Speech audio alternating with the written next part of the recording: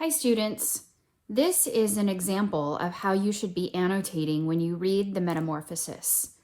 So I'm going to go through the first page of part 1 of the Metamorphosis and show you how I would be annotating this story. If you've watched previous tutorials, you'll see that not everybody's annotation should be identical, but there should be some key things that you are finding. So as I go through this, again, just realize that you may have some different reactions and be annotating either more or slightly less than what I find.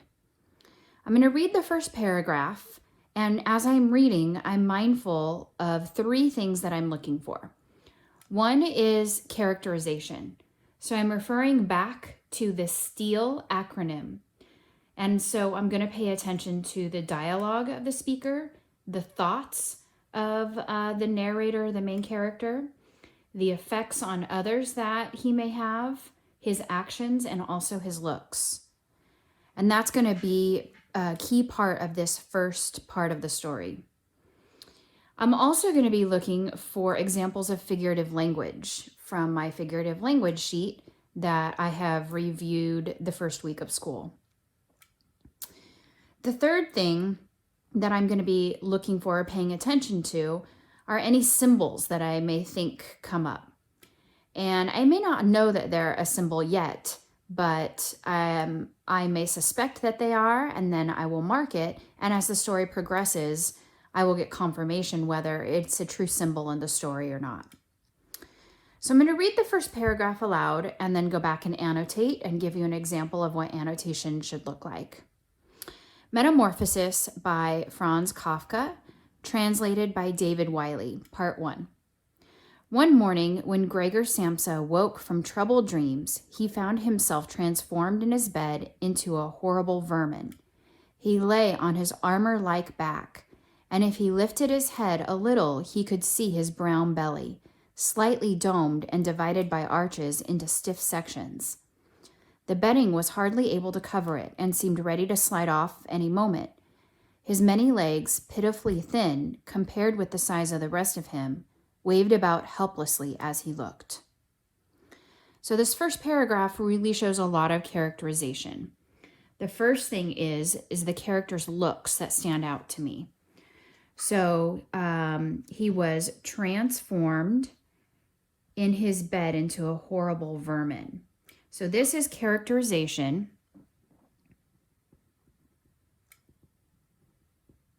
Based on his looks.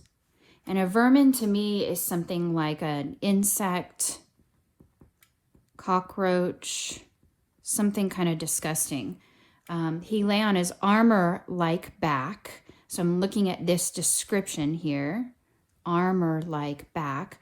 Got some figurative language. As it is providing this diction for how his back looks. And if he lifted his head a little, he could see his brown belly. Again, this is the description of Gregor, slightly domed and divided by arches into stiff sections. So all of this is the visual description of Gregor. Pitifully thin legs. So this is, again, the physical description.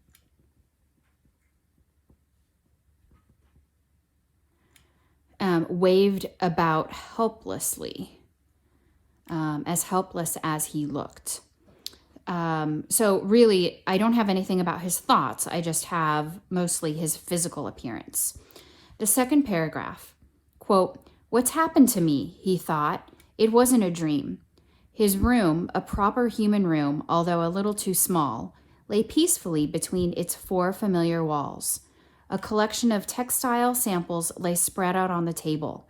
Samsa was a traveling salesman, and above it there hung a picture that he had recently cut out of an illustrated magazine and housed in a nice gilded frame.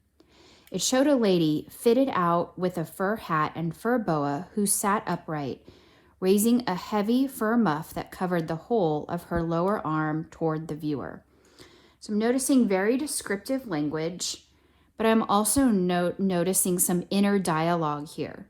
So this is how he is talking to himself. I have inner dialogue, which is part of the characterization that I want to be looking at. He realizes that this is his reality,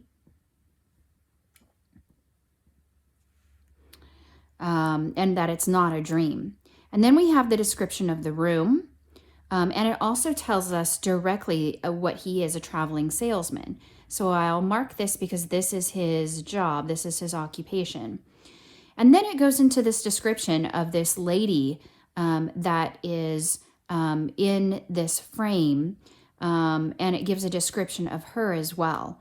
And so I don't know yet, but this picture that it says hung a picture that he had recently cut out in a nice gilded frame. And I'm wondering, why does the author bring our attention to this picture? So it makes me suspicious that perhaps there is more meaning to this than just a frame. And so that's where I'm questioning, is this symbolic of something else? Now, it's so early in the story that I don't really know. I'll have to wait and see, but I'm marking it so that I can go back to it later. This lady, I'm wondering who this lady is. So again, that may have more significance to me a little bit later. Gregor then turned to look out the window at the dull weather. Drops of rain could be heard hitting the pane, which made him feel quite sad. Quote, "How about if I sleep a little bit longer and forget all this nonsense," end quote, he thought. But that was something he was unable to do because he was used to sleeping on his right, and in his present state couldn't get into that position. However hard he threw himself onto his right, he always rolled back to where he was. He must have tried it 100 times, shut his eyes so that he wouldn't have to look at the floundering legs, and only stopped when he began to feel a mild, dull pain there that he had never felt before.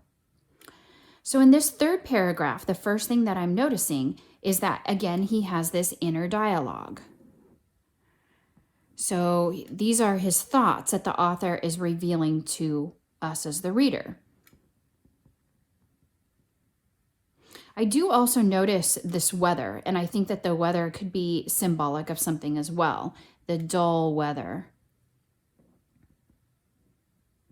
So either a metaphor or symbolic. And again, I don't quite know yet, but as the story progresses, it's sort of this weather is setting the tone, and I could see more significance later. You have rain, which again is symbolic of sort of this dreary weather and not a real uplifting, joyous tone. Okay, and then he says that he was trying to roll over. He must have tried it 100 times. So in the sense of figurative language, I'm going to mark this as a hyperbole. And it's done to give us this effect of how, like an overwhelming effect of how many times he's trying to get over and he just can't. And this is a source of his frustration that he can't turn over because he's now been transformed into this other vermin-like creature. And then he feels a mild, dull pain that he had never felt before. That takes us to our last example paragraph for today before I turn you guys loose to do this on your own. Quote, "Oh God," end quote, he thought. "What a strenuous career it is that I have chosen. Traveling day in and day out. Doing business like this takes much more effort than doing your own business at home. And on top of that, there's the curse of traveling. Worries about making train connections, bad and irregular food, contact with different people all the time so that you can never get to know anyone or become friendly with them. It can all go to hell." He felt a slight itch up on his belly. And then the sentence continues on to the next page. So again, we have all of this inner dialogue. We haven't actually heard him speak out loud.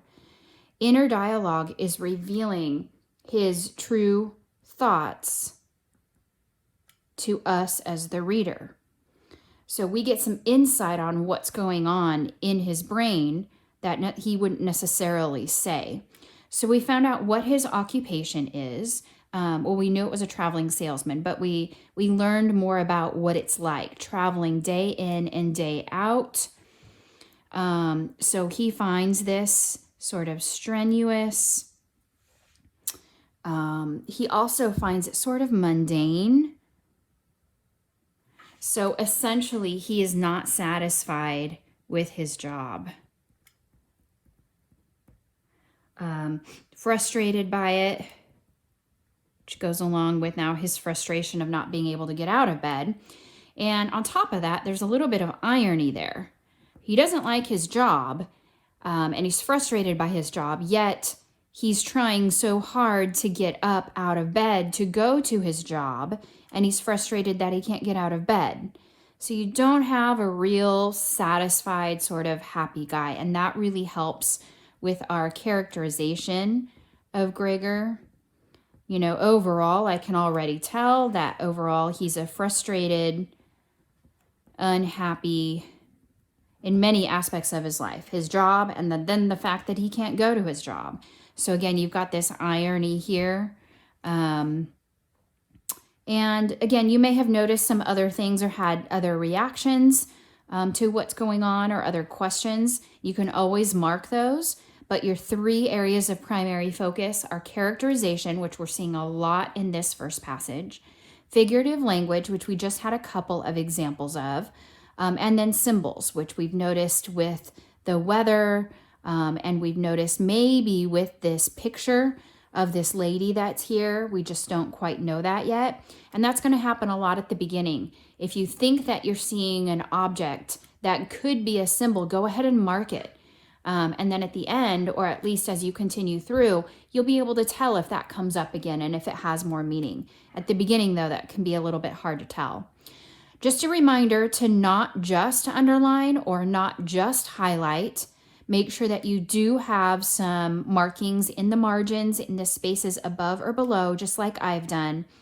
Highlighting or underlining or even circling by itself will not get you any credit for this assignment because we don't see evidence of any thought with that.